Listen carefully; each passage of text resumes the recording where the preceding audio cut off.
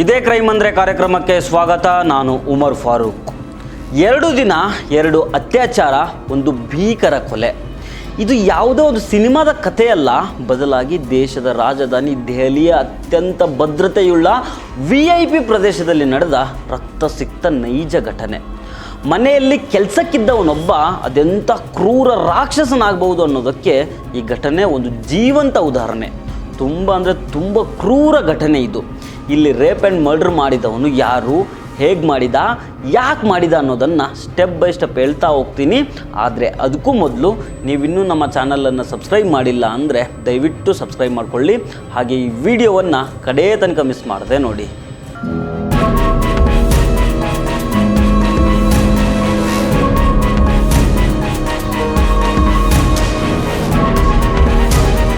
ಅದು ದೆಹಲಿಯ ಐಷಾರಾಮಿ ಪ್ರದೇಶವಾದ ಕೈಲಾಶ್ ಹಿಲ್ಸ್.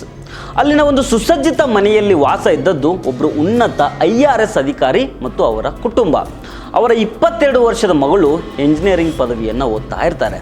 PUCಯಲ್ಲಿ ಕಾಲೇಜ್ಗೆ ಟಾಪರ್ ಆಗಿದ್ದ ಆಕೆಗೆ ತನ್ನ ತಂದೆ ರೀತಿಯೇ ಉನ್ನತ ಅಧಿಕಾರಿಯಾಗುವ ಕನಸಿರುತ್ತೆ. ಅದಕ್ಕೋಸ್ಕರ ಹಗಲಿರುಳು UPSC ಪರೀಕ್ಷೆಗೆ ತಯಾರಿ ನಡೆಸ್ತಾ ಇದ್ಲು. ಬುಧವಾರ ಮುಂಜಾನೆ ಸರಿಯಾಗಿ 6:30 IRS ಅಧಿಕಾರಿ ಹಾಗೂ ಅವರ ಪತ್ನಿ ಡೈಲಿ ವಾಕಿಂಗ್ ಅಂತ ಮನೆಯಿಂದ ಹೋಗಿರ್ತಾರೆ. ಅಪ್ಪ ಅಮ್ಮ ಹೋದ ಕೂಡಲೇ ಮಗಳು ತನ್ನ ಕೋಣೆಯಲ್ಲಿ ಓದ್ತಾ ಕೂತಿದ್ಲು. ಆದರೆ ಅವಳಿಗೆ ಗೊತ್ತಿರಲಿಲ್ಲ, ಸಾವಿನ ರೂಪದಲ್ಲಿ ಆಕೆಯದ್ದೇ ಮನೆಯ ಮಾಜಿ ಕೆಲಸಗಾರ ಮನೆಯೊಳಗೆ ಹೊಕ್ಕೊಂಡಿದ್ದಾನೆ ಅಂತ. ಅವನ ಹೆಸರು ರಾಹುಲ್, ವಯಸ್ಸು ಕೇವಲ 19 ವರ್ಷ. ಅದೇ ಮನೆಯಲ್ಲಿ ಕೆಲಸಕ್ಕಿದ್ದವನು. ಬೆಳಗ್ಗೆ 6:30 ಆ ದಂಪತಿ ವಾಕಿಂಗ್ಗೆ ಹೋದದ್ದೇ ತಡ. 6:40 ಸರಿಯಾಗಿ ಆತ ಆ ಮನೆಯ ಕಾಂಪೌಂಡ್ ಒಳಗೆ ನುಗ್ಗಿ ಬರ್ತಾನೆ. ಆ ಮನೆ ಆತನಿಗೆ ಚಿರಪರಿಚಿತ ಆಗಿರ್ತದೆ. ಮನೆಯ ಕೆಲಸಗಾರರಿಗೆ ಬಾಗಿಲಿನ ಕೀಯನ್ನು ಹೊರಗೆ ಎಲ್ಲಿ ಇಟ್ಟಿರ್ತಾರೆ, ಮನೆಯಲ್ಲಿ ಎಲ್ಲೆಲ್ಲಿ CCTV ಕ್ಯಾಮ್ರಾಗಳಿದ್ದಾವೆ, ಮಾಲೀಕರು ವಾಕಿಂಗ್ ಮುಗಿಸಿ ಎಷ್ಟೊತ್ತಿಗೆ ವಾಪಸ್ ಬರ್ತಾರೆ, ಪ್ರತಿಯೊಂದು ಮಾಹಿತಿನೂ ಅವನ ಬೆರಳ ತುದಿಯಲ್ಲಿತ್ತು. ಹೊರಗಿದ್ದ ಕೀ ತೆಗೆದು ಬಾಗಿಲು ತೆರೆದು ನೇರವಾಗಿ ಅವನು ಹೋಗಿದ್ದು ಮೇಲಿನ ಮಹಡಿಗೆ. ಮೇಲಿನ ಮಹಡಿಯಲ್ಲಿದ್ದದ್ದು ಆ 22 ವರ್ಷದ ಯುವತಿಯ ರೂಮು. ಆಕೆ ಆಗ ತಾನೇ ಓದೋದಕ್ಕೆ ಕೂತ್ಕೊಂಡಿರ್ತಾಳೆ. ಏಕಾಏಕಿ ರೂಮ್ಗೆ ನುಗ್ಗಿ ಹೋದ ರಾಹುಲನ್ನು ನೋಡಿ ಆಕೆ ಬೆಚ್ಚಿ ಬೀಳ್ತಾಳೆ, ಭಯದಿಂದ ಕಿರ್ಚ್ಕೊಳ್ತಾಳೆ. ಆದರೆ ಆಕೆಯ ಕೂಗು ಆ 4 ಗೋಡೆಗಳ ಮಧ್ಯೆ ಕರಗೋಗುತ್ತೆ. ಯುವತಿ ಪ್ರತಿರೋಧ ಒಡ್ಡುವ ಮುನ್ನವೇ ರಾಹುಲ್ ಅಲ್ಲಿದ್ದ ಟೇಬಲ್ ಲ್ಯಾಂಪ್ ತೆಗೆದುಕೊಂಡು ಆಕೆಯ ತಲೆಗೆ ಬಲವಾಗಿ ಹೊಡಿತಾನೆ. ರಕ್ತಸ್ರಾವವಾಗಿ ಯುವತಿ ಪ್ರಜ್ಞೆ ತಪ್ಪಿ ಬೀಳ್ತಾಳೆ. ಆ ನರಾಧಮ ತನ್ನ ವಿಕೃತ ಕಾಮವನ್ನು ತೀರಿಸ್ಕೊಳ್ತಾನೆ. ಪ್ರಜ್ಞಾಹೀನ ಸ್ಥಿತಿಯಲ್ಲಿದ್ದ ಆಕೆಯ ಮೇಲೆ ಅಮಾನುಷವಾಗಿ ಅತ್ಯಾಚಾರ ಮಾಡ್ತಾನೆ. ಆಕೆ ಎಚ್ಚರ ಆದರೆ ತಾನು ಸಿಕ್ಕಿ ಬೀಳ್ತೇನಂತ ತಿಳ್ಕೊಂಡು ಅಲ್ಲೇ ಇದ್ದ ಮೊಬೈಲ್ ಫೋನ್ ಚಾರ್ಜರ್ ಕೇಬಲನ್ನು ಆಕೆಯ ಕುತ್ತಿಗೆಗೆ ಬಿಗಿದು ಉಸಿರುಗಟ್ಟಿಸಿ ಕೊಂದೇ ಬಿಡ್ತಾನೆ. ಇವೆಲ್ಲ ನಡೆದು ಹೋಗಿದ್ದು ಕೇವಲ 41 ನಿಮಿಷಗಳಲ್ಲಿ. ಕೊಲೆ ಮಾಡಿದ ನಂತರ ಆತನಿಗೆ ಯಾವುದೇ ಪಶ್ಚಾತ್ತಾಪ ಇರೋದಿಲ್ಲ. ಕೊಲೆ ಮಾಡುವಾಗ ಅವನ ಮೈಗೆಲ್ಲ ರಕ್ತ ಮೆತ್ಕೊಂಡಿತ್ತು. ಅದೇ ಬಟ್ಟೆಯಲ್ಲಿ ಹೊರಗೋದ್ರೆ ಸಿಕ್ಕಾಕೊಳ್ತೇನೆ ಅಂತ ಗೊತ್ತಿದ್ದ ಅವನಿಗೆ ನೇರವಾಗಿ ಬಾತ್ರೂಮ್ಗೆ ಹೋಗ್ತಾನೆ. ಅಲ್ಲಿ ಯುವತಿಯ ಸಹೋದರನ ಬಟ್ಟೆ ಇರುತ್ತೆ. ರಕ್ತದ ಬಟ್ಟೆ ತೆಗೆದು ಆ ಹೊಸ ಬಟ್ಟೆ ಮತ್ತು ಶೂ ಹಾಕ್ಕೊಳ್ತಾನೆ. ಬಳಿಕ ಕೆಳಗಿನ ಮಹಡಿಗೆ ಬಂದು IRS ಅಧಿಕಾರಿಯ ರೂಮ್ಗೆ ನುಗ್ಗಿ ಅಲ್ಲಿದ್ದ 2.5 ಲಕ್ಷ ರೂಪಾಯಿ ಹಣವನ್ನು ದೋಚಿ ತನ್ನ ಬ್ಯಾಗಲ್ಲಿ ಹಾಕ್ಕೊಳ್ತಾನೆ. ಬೆಳಗ್ಗೆ 7:21 ಏನೂ ಆಗೇ ಇಲ್ಲ ಅನ್ನೋ ರೀತಿ ತನ್ನಗೆ ಬಾಗಿಲು ಲಾಕ್ ಮಾಡಿ ಮನೆಯಿಂದ ಪರಾರಿ ಆಗ್ತಾನೆ. ಸ್ವಲ್ಪ ಹೊತ್ತಿನಲ್ಲೇ ವಾಕಿಂಗ್ ಮುಗಿಸಿ ಮನೆಗೆ ಬಂದ ಪೋಷಕರು ಮಗಳ ಕೋಣೆಗೆ ಹೋದಾಗ ಆಕೆ ಪ್ರಜ್ಞೆ ತಪ್ಪಿ ಬಿದ್ದಿರೋದನ್ನು ನೋಡ್ತಾರೆ.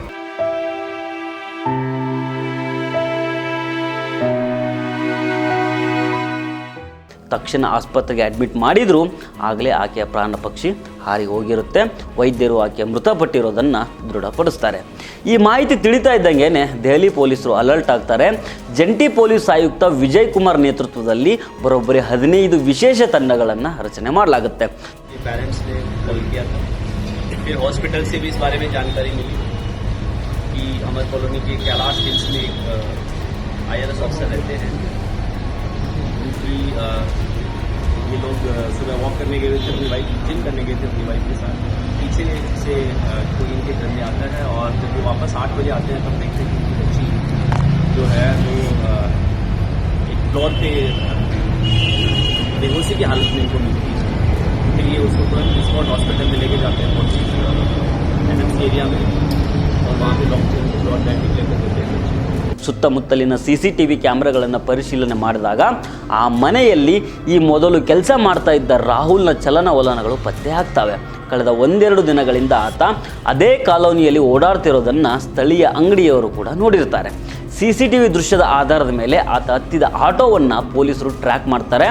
ಆಟೋ ಚಾಲಕ ನೀಡಿದ ಮಾಹಿತಿಯ ಮೇರೆಗೆ ದ್ವಾರಕಾ ಪ್ರದೇಶದ ಓಯೋ ಹೋಟೆಲ್ನಲ್ಲಿ ಅಡಗಿ ಕುಳಿತಿದ್ದ ರಾಹುಲ್ನನ್ನು ಕೇವಲ 12 ಗಂಟೆಗಳಲ್ಲಿ ಪೊಲೀಸರು ಹೆಡೆಮುರಿ ಕಟ್ಟಿದ್ದಾರೆ. ಅವತ್ತು ರಾತ್ರಿಯೇ ದೆಹಲಿಯಿಂದ ರಾಜಸ್ಥಾನಕ್ಕೆ ಪರಾರಿಯಾಗೋದಕ್ಕೆ ಆತ ಪ್ಲ್ಯಾನ್ ಮಾಡ್ಕೊಂಡಿರ್ತಾನೆ. ಆದರೆ ಪೊಲೀಸರು ಅವನಿಗಿಂತ ಒಂದು ಹೆಜ್ಜೆ ಮುಂದೆ ಹೋಗಿರ್ತಾರೆ. ಪೊಲೀಸ್ ವಿಚಾರಣೆ ವೇಳೆ ಮತ್ತಷ್ಟು ಭಯಾನಕ ಸತ್ಯಗಳು ಹೊರಗೆ ಬಂದಿದ್ದಾವೆ. देखिए, आज 12 बजे DCP दिल्ली पुलिस की तरफ से हमारे पास में सूचना आई थी कि एक संगीन घटना दिल्ली में घटित हुई, जिसमें कि एक बच्ची के साथ में रेप और मर्डर की घटना हुई है. उसमें जो आरोपी है वो राजगढ़ का रहने वाला था. इसके अतिरिक्त इसी आरोपी के विरुद्ध हमारे पास में एक और शिकायत प्राप्त हुई, जिस पर हमने प्रकरण दर्ज कर लिया है. डिप्टी SP राजगढ़ मनीषा जो मीणा इसकी तफ्तीश कर रही है. प्रकरण राजगढ़ में दर्ज हुआ है. इसके संदर्भ में सभी पहलुओं पे हम लोग जांच कर रहे हैं और एक वरिष्ठ RPS अधिकारी के द्वारा इसकी जांच की जा रही है. देखिए, अभी इसमें पीड़िता का मेडिकल रिपोर्ट के बाद इसमें कुछ कमेंट कर पाएंगे, परंतु जैसे ही पीड़िता ने जो है FIR दी है, FIR दर्ज कर ली है और प्रकरण की गंभीरता को देखते हुए RPS अधिकारी से हम अनुसंधान करा रहे हैं. देखिए, इस संदर्भ में ये जानकारी में आया है कि पीड़िता और आरोपी एक दूसरे को जानते थे और पीड़िता का पति और जो आरोपी है और दोनों व्यक्तियों को लूडो के जरिए जुआ करने की जो है आदत थी और उसमें काफ़ी पैसा भी उन्होंने गंवाया था. इस संदर्भ में जो पीड़ित है उसके हमने बयान भी अच्छे से लिए हैं और इसके अतिरिक्त सारे जो सर्कमस्टेंशियल एविडेंसेस है, कल रात को जो घटनाक्रम हुआ है और उससे पहले कौन कौन लोग साथ में गए थे, ये भी जानकारी में आया कि पीड़िता का पति और जो आरोपी है वो एक विवाह समारोह में गए थे. वहाँ पर कौन लोग उपस्थित थे, सभी एंगल्स से हम लोग पूछताछ कर रहे हैं. ಈ ರಾಹುಲ್ ಸಾಮಾನ್ಯ ಅಪರಾಧಿಯಲ್ಲ. ಇವನಿಗೆ ಆನ್ಲೈನ್ ಗೇಮಿಂಗು ಮತ್ತು ಬೆಟ್ಟಿಂಗ್ನ ವಿಪರೀತ ಹುಚ್ಚಿರುತ್ತೆ. ಇದಕ್ಕೋಸ್ಕರ ಜನರಿಂದ ಬೇಕಾಬಿಟ್ಟಿ ಸಾಲ ಮಾಡ್ಕೊಂಡಿರ್ತಾನೆ. ಅದನ್ನು ತೀರಿಸಲಾಗದೆ ಅಪರಾಧ ಮಾಡುವ ಮುನ್ನ ತನ್ನ ಮೊಬೈಲ್ ಫೋನನ್ನು ಕೇವಲ 10,000 ರೂಪಾಯಿಗೆ ಮಾರಾಟ ಮಾಡಿರ್ತಾನೆ. ಇದೇ IRS ಅಧಿಕಾರಿಯ ಮನೆಯಲ್ಲಿ ಆತ ಕೆಲಸಗಾರನಾಗಿದ್ದಾಗ ಬೇರೆ ಕೆಲಸಗಾರರಿಂದಲೂ ಹಣವನ್ನು ಸಾಲದ ರೀತಿಯಲ್ಲಿ ಪಡ್ಕೊಂಡಿದ್ದ. ಆ ಹಣವನ್ನು ಮರುಪಾವತಿ ಮಾಡೋದಕ್ಕೆ ಸಾಧ್ಯ ಆಗದ ಕಾರಣ ಕೇವಲ 1 ತಿಂಗಳ ಹಿಂದಷ್ಟೇ ಅವನನ್ನು ಕೆಲಸದಿಂದ ಕಿತ್ತು ಬಿಸಾಡಲಾಗಿತ್ತು. ಇದೇ ಸೇಡ್ನಿಂದ ಆತ ದರೋಡೆ ಮಾಡಲು ಬಂದು ಈ ಕೃತ್ಯವನ್ನು ಮಾಡಿದ್ದಾನೆ. ಆದರೆ ಕತೆ ಇಲ್ಲಿಗೆ ಮುಗಿಯೋದಿಲ್ಲ.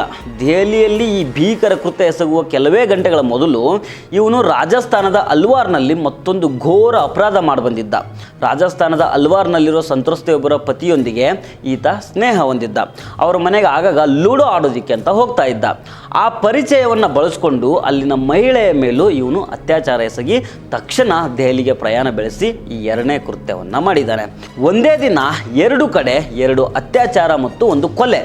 ಇದು ಆತನ ವಿಕೃತಿ ಮತ್ತು ಅಪಾಯಕಾರಿ ಕ್ರಿಮಿನಲ್ ಮನಸ್ಥಿತಿಯನ್ನು ತೋರಿಸ್ತದೆ ಅಂತ ಪೊಲೀಸರು ಹೇಳ್ತಾ ಇದ್ದಾರೆ. ಒಂದು ಸಣ್ಣ ನಿರ್ಲಕ್ಷ್ಯ ಎಷ್ಟು ದೊಡ್ಡ ಬೆಲೆ ತೆರುವಂತೆ ಮಾಡ್ತದೆ ಅನ್ನೋದನ್ನು ಇಲ್ಲಿ ನೋಡ್ಬೋದು. ಈ ಘಟನೆ ಇಡೀ ದೇಶಕ್ಕೆ ಒಂದು ದೊಡ್ಡ ಎಚ್ಚರಿಕೆಯ ಗಂಟೆಯಾಗಿದೆ. ಮನೆಗೆ ಕೆಲಸದವರನ್ನು ನೇಮಿಸಿಕೊಳ್ಳುವಾಗ ಅವರ ಪೂರ್ವಾಪರ ಅಂದರೆ ಬ್ಯಾಕ್ಗ್ರೌಂಡ್ ವೆರಿಫಿಕೇಷನ್ ಮಾಡೋದು ಎಷ್ಟು ಮುಖ್ಯ ಅನ್ನೋದನ್ನು ಈ ಘಟನೆ ಮತ್ತೆ ಸಾಬೀತು ಮಾಡಿದೆ. ಹಣದ ಆಸೆ, ಬೆಟ್ಟಿಂಗ್ ಹುಚ್ಚು ಮತ್ತು ಸೇಡಿನ ಜ್ವಾಲೆ ಒಬ್ಬ ಯುವಕನನ್ನು ಅದೆಂಥ ನರಹಂತಕನನ್ನಾಗಿ ಮಾಡಿದೆ ಅನ್ನೋದು ಇಲ್ಲಿ ನಿಜಕ್ಕೂ ಆಘಾತಕಾರಿ. ಆ 22 ವರ್ಷದ ಮುಗ್ಧ ಯುವತಿಯ ಆತ್ಮಕ್ಕೆ ಶಾಂತಿ ಸಿಗಲಿ, ಆರೋಪಿಗೆ ಕಠಿಣ ಶಿಕ್ಷೆ ಆಗಲಿ ಅನ್ನೋದೇ ನಮ್ಮೆಲ್ಲರ ಆಶಯ. ನಿಮ್ಮ ಮನೆ, ನಿಮ್ಮ ಸುರಕ್ಷತೆ ನಿಮ್ಮ ಕೈಯಲ್ಲೇ ಇರುತ್ತೆ. ಹೀಗಾಗಿ ಎಚ್ಚರದಿಂದ ಇರಿ. ನಮಸ್ಕಾರ.